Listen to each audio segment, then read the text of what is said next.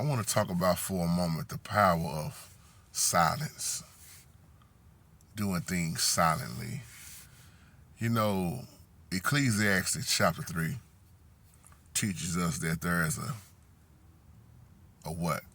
A time and a season for everything under the heavens. I want y'all to catch this.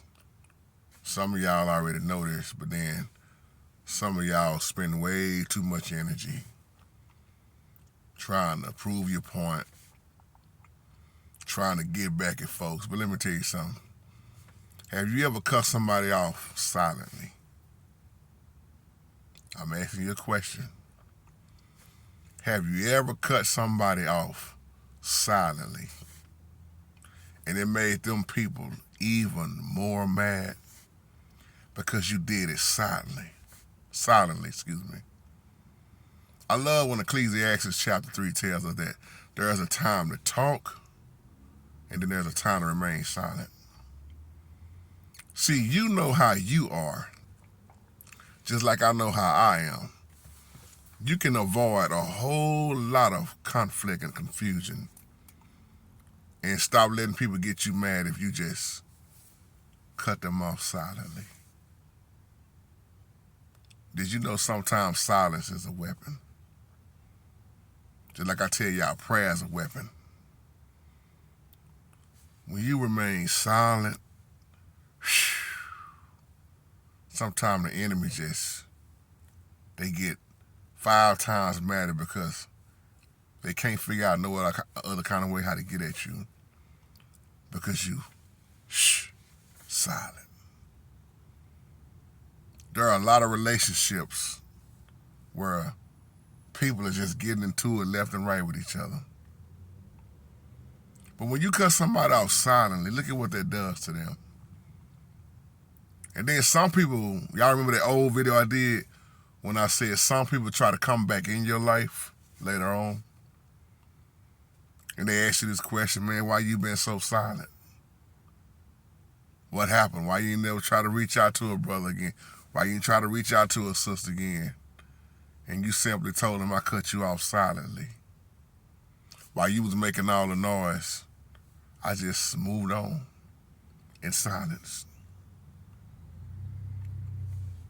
A lot of times we'll even miss blessings by talking at the wrong time when we should be listening, hearing.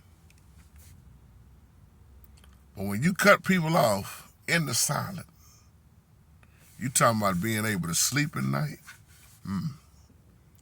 You talking about a peace of mind. While they going on and on and on and on and on and on, you just left them alone, silently. The blessing in that. If you haven't learned how to do that, I pray that you will, because it's a blessing. It's a lesson and a blessing. And when you just you keep moving on in life. It may be about 15 people that understand this video, and there may be 1,000 that don't. But if you have that true wisdom and true spiritual discernment, then you know exactly what I'm talking about when it comes to being silent. And then when you do start back speaking, they can't believe what you're talking about. See, your change is not for other people. Your change is for yourself. And if you know how bad your attitude is, and you know if you flare up quick, and you know you got to get the last word in, it's best to just be silent. Being silent don't mean you weak. It don't mean you're a punk. It means you just simply left it alone in a different way. Because a lot of people would avoid a lot of fights and arguments if they would just remain silent.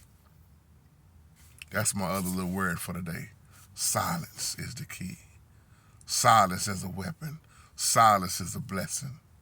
Cutting people off in silence. Shalom.